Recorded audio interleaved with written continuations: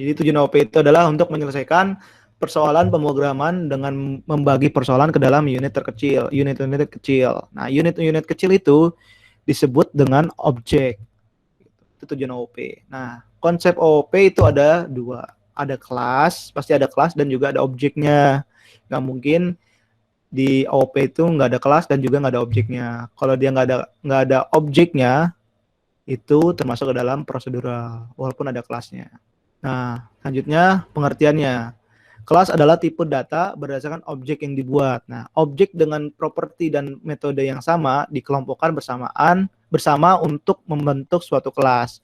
Jadi kumpulan-kumpulan objek nih atau kumpulan-kumpulan ide untuk menjadikan satu ide utama itu adalah kelas. Kumpulan-kumpulan objek di dalamnya supaya dapat satu ide utama ataupun suatu informasi namanya kelas kalau di OOP. Nah, selanjutnya adalah objek itu sendiri. Objek itu sendiri adalah unit dasar pemrograman berbasis objek. Nah, objek itu diidentifikasikan dengan nama yang unik. Nah, contoh dari analoginya adalah seperti ini. Contohnya HP. Kelasnya namanya HP. HP ini pasti di dalamnya ada kumpulan objek, betul? Betul, Kumpulan Pak. objek di dalamnya itu, kumpulan objek di dalamnya itu adalah model smartphone-nya, terus OS-nya, terus tanggal buatnya, terus prosesornya, kameranya, GPU-nya, pokoknya semua objek-objek yang ada di dalam HP itu adalah objeknya. Sedangkan dari kumpulan-kumpulan objek itu supaya membentuk suatu hal yang bermanfaat namanya HP. Nah, kecuali ketika kamu membuat objek-objeknya itu bukan ada OS-nya. Kalau bukan ada OS itu ataupun tidak ada GPU itu berarti bukan HP. Bisa dinyatakan itu kamera seperti itu. Tergantung objek di dalamnya apa. Kalau objek di dalamnya itu ada GPU prosesor, maka kemungkinan itu kalau nggak HP ya komputer kayak gitu. Itu contohnya, contoh dari analogi kelas dan objek. Sampai sini ada yang ditanyakan? Belum, Pak. Belum, Pak. Oke, lanjut ya. Jadi kesimpulannya adalah kumpulan-kumpulan objek adalah kelas. Sedangkan objek itu sendiri adalah unit-unit terkecilnya dari kelas. Lanjut. Nah, selanjutnya adalah karakteristik dari objek OOP, Object Oriented Programming. Itu ada 4, wajib diingat. Karena materi di OOP ini pasti ngebahas 4 ini. Inheritance, polymorphism, abstraction, dan juga encapsulation. Itu wajib diingat tuh. Pengertiannya, tujuannya, dan juga contohnya. Karena biasanya biasanya keluar di ulangan. Karena inti dari OOP ini adalah di sini. Jadi kalau kalian nggak paham ini, berarti nilai OOP kalian kemungkinan bisa remet. Nah, inheritance apa sih? Inheritance adalah memungkinkan objek baru untuk mengambil properti dari objek yang ada. Analoginya, contohnya manusia. Manusia itu satu makhluk itu pasti mempunyai orang tua. Sebelumnya ya, sebelum ada Adam ya. Sudah ada Adam ya. Itu ada dua sebelumnya itu, yaitu ada orang tuanya, ada ibu dan juga ada bapak. Nah, ibu dan bapak pasti mewarisi enggak semua sih, sebagian sifatnya ke anaknya, betul? Betul, Pak. Betul. Bisa jadi, Pak. Nah, oh, kalau bisa jadi, saya jadi bingung nih. Kamu siapa? Oke. Jadi contohnya tadi anak ya. Anak pasti memiliki orang tua. Nah, orang tua itu pasti mewarisi sifatnya. Jadi OOP itu dia prinsipnya sama kayak manusia. Pasti kelas parentnya atau kelas orang tuanya pasti memiliki atau memiliki warisan atau mewarisi sifatnya, bisa bersifat fisik ataupun sifatnya material, fisik ataupun non fisik ya gitu. Nah, contohnya tadi pasti kalau dari orang tua bapak, orang cowok, kalau bapak biasanya sikapnya ataupun karakternya. Kalau ibu biasanya sifatnya itu sifat lemah lembutnya gitu, ke arah kecerdasannya, bisa dinyatakan seperti itu. Jadi kalau bapak itu ke arah fisiknya, mental, kalau ibu ke arah uh, pemikiran gitu. Itu contohnya. Tapi coba kamu balik, anak pasti mewarisi sifatnya ke orang tuanya nggak? Anak pasti mewarisi sifat orang tuanya nggak? Enggak, Pak. Nggak bisa kan? Nggak bisa kan? Iya. Walaupun sebagian bisa, contohnya kayak materinya bisa kan? Itu contohnya mau bagi uang pasti bisa kan?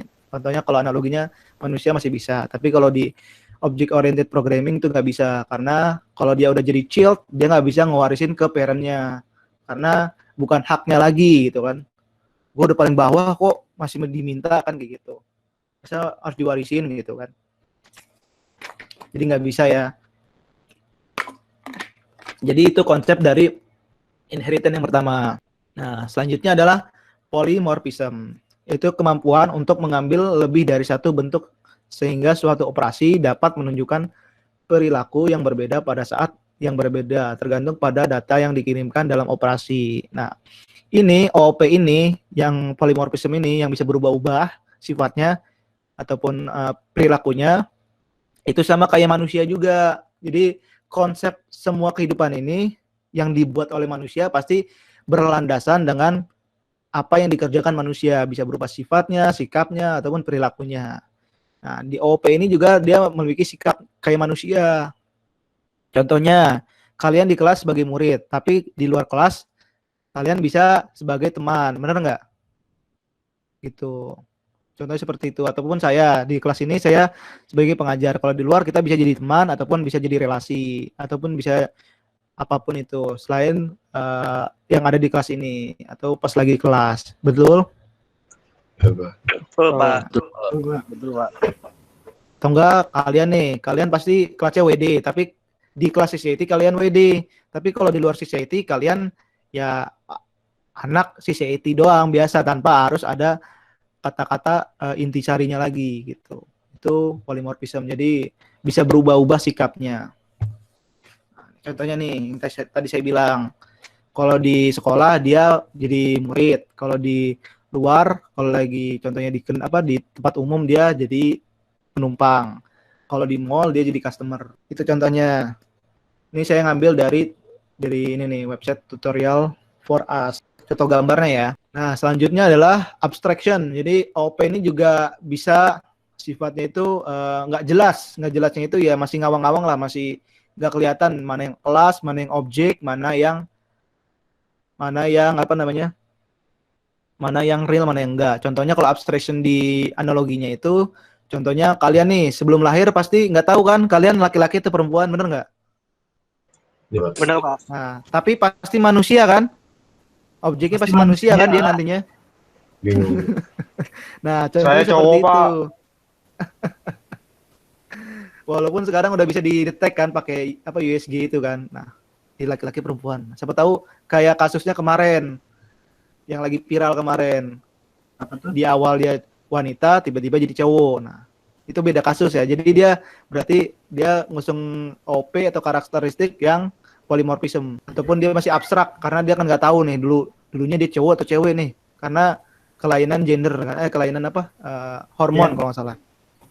Contohnya manusia kayak gitu, betul kan? Jadi analoginya gampang aja. Jadi analogi semua karakteristik OP itu ada di manusia. Ya. Ngikutin manusia lah. Abstraction ya, pas sebelum kalian lahir pasti masih abstrak kan? Tapi dia objeknya ada kan? Objeknya manusia kan? Tapi dia nggak tahu kan gendernya apa. Nah itu masuk ke dalam karakteristik OP yang abstrak. Kalau yang polymorphism itu ke arah sikapnya, sikap manusia. Kalau ini ke arah sifatnya, kalau yang inheritance, sifat dari manusia. Nah, selanjutnya adalah encapsulation. Encapsulation adalah mekanisme membungkus data dan kode yang bekerja pada data secara bersama-sama sebagai satu unit. Dalam encapsulation, variabel kelas akan disembunyikan dari kelas lain dan hanya dapat diakses melalui metode kelas mereka saat ini. Nah, contohnya encapsulation itu kayak HP atau benda yang gampangnya. Contohnya HP nih, abstraction-nya adalah casing. Tapi dalamnya itu atau core-nya itu atau objek-objeknya itu supaya tidak terbaca orang yang tidak berkepentingan, maka dibungkus. Nah, dibungkusnya itu bisa pakai solatif ataupun apa tuh yang ada di dalam HP itu sendiri untuk melindungi kamera HP itu supaya nggak lepas dari tempatnya. Itu adalah analogi dari encapsulation. Nah, sampai sini ada yang ditanyakan tentang pengenalan dari OOP? Belum, Pak.